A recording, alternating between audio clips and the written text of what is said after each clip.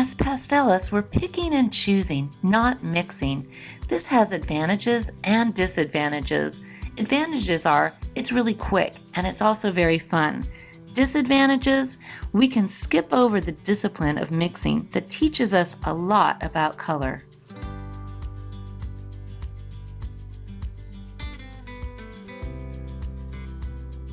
Tree photograph here, this lovely composition that I've chosen to demonstrate some choosing of sticks. This mass is got lots of little bits of color in it, and the tendency might be to break this up too much, but I really want to be able to see this as one sort of mass of foliage. Even though we've got lots of little sky holes, we've got quite a variety of, quite a range of value within this. We've got these really bright bits, and then we've got some more neutral bits. But to begin with, I want to pick a stick that is kind of the average of this whole to begin. So I'm going to do that. I'm also going to pick something for the light green in the grass and something for this darker shadow shape of the grass. Something for this mass of foliage, it's a pine tree in the background, and then something for the sky. I'm going to use some tools here to help me out. I'm going to use a 6 value scale, and I've got this little swatch tester here that corresponds with these same values, so I can check out my progress as I'm choosing. So the first stick that I'm going to pick is something for this, the average of this mass of foliage. So I'm going to come along with my value scale here and lay it right down on top of this. And I want to pick something kind of right in here because I see that that's a good area to choose from. And I can see that this value is too dark. This value seems like it might be about right in here. These are a little light. See, this is too light. You can tell that that's darker in that center hole here. And of course, though something as light in value as white is way too light. So I'm going to come back here. So I know I want to be right about in this range, something in between these two. So I'm going to pick something over here that's in between.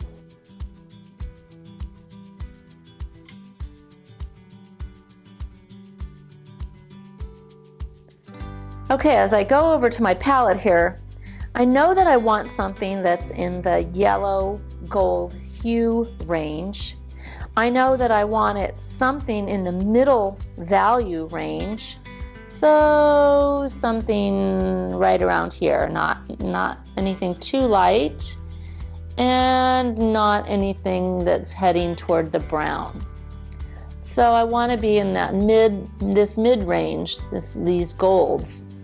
So I want something with quite a bit of saturation still. So I don't want to pick something kind of dull.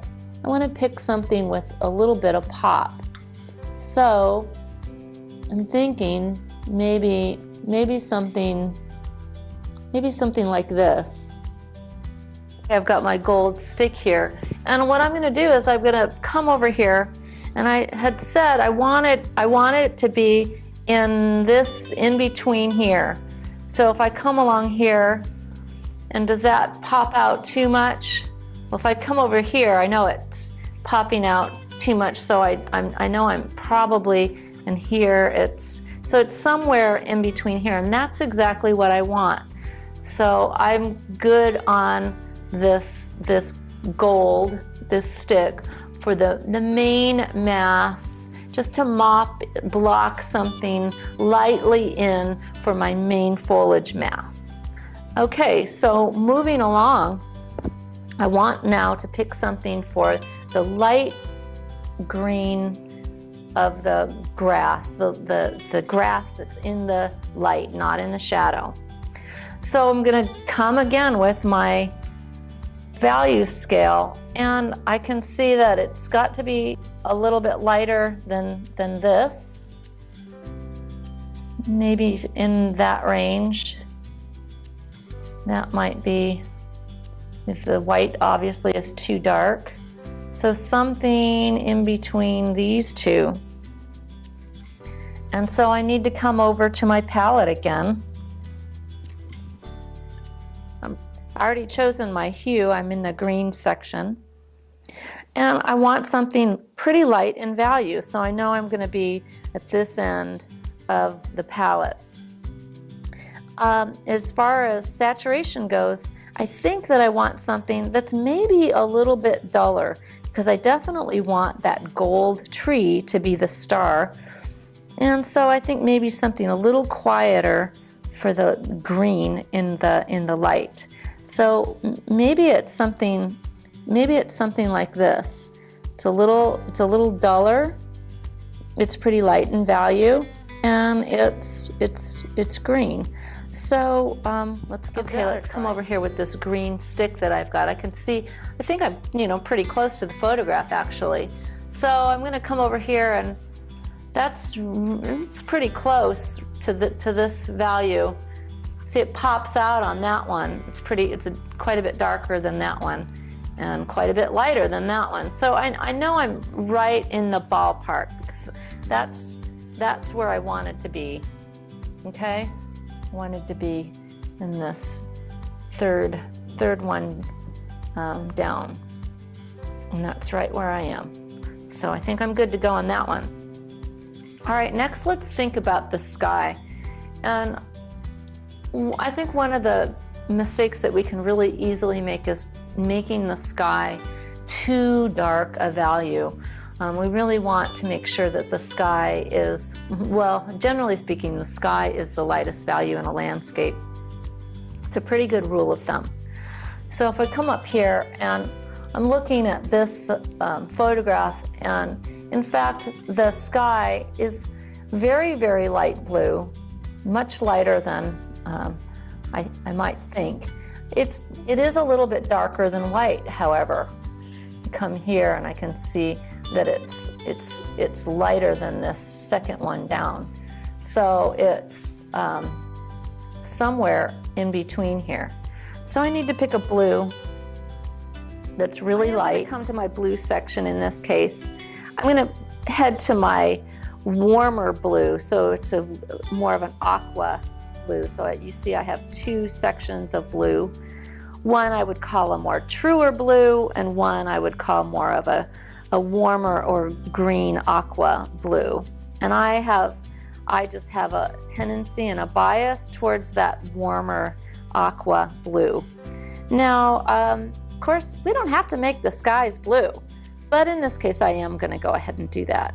And so I'm going to come right down here to the really, really light blues, and I'm going to pick this one. This one looks almost white, and this one's just a little bit darker. Okay, so I'm going to try this blue that I've picked here. You can see that it's right in here. And when I put it on this one, it really dives right into it. When I come up here, just like in my looking through my value scale, it's a little bit darker. So I think I'm right on. So I'm going to live with this one. So now I've got my blue sky. Next, I'm going to head towards this darker mass back here. And it's pretty dark. And I wouldn't have to make that green. It could be brown, it could be purple, it could be whatever. We don't have to stick with the local color of our reference material. But just for the sake of argument, this time I am going to do that. I'm going to stick with the local color. And I'm going to make this a cooler green, a dark green. Okay, here's this guy. And I'm looking here. There's some sections of this that are even darker, almost appear black. But I know from experience and in working with photography that I really don't want to go as dark as those dark shadows get. A lot of times a photograph can just kind of flatten out, and especially in the darks. So I want to consciously lift it up a little bit in value. So I'm going to come down here and say, see that dives right down into this, and see it pops out just a tiny bit here. So I think that that's good. That's the right value. And of course the hue is fine, and the saturation, it's got a little chroma to it, but it's not screaming at me. So I think that that's going to be fine for that. I want that to set back there just a tad. So I think this one is fine as well. I'm going to go with that. The last stick that I want to pre-select is something for this lovely airy cast shadow. I'm quite sure that this cast shadow has a lot to do with why I'm attracted to this photograph, this reference material. When we're painting, we're always building relationships. So I've already pre-selected the light grass. So I want something for the cast shadow here. And I've got in my hand already this very emerald green. It's got a lot of saturation. It's quite a bit darker in value, and I'm going to put it right next to this one. It's really somewhere in between here and here. See, it's popping out here. It's kind of diving into this this swatch, so I know it's here. When I put it up next to this one, it's quite a bit darker, and that's what I want. So I can use this little swatch tester to help me build the relationships as well. So I think that's where I'm going to head for this cast shadow. Now it's going to be pretty saturated to begin with, and I know from experience that as I'm painting, I'll probably settle that down, glaze it back as I get through my painting.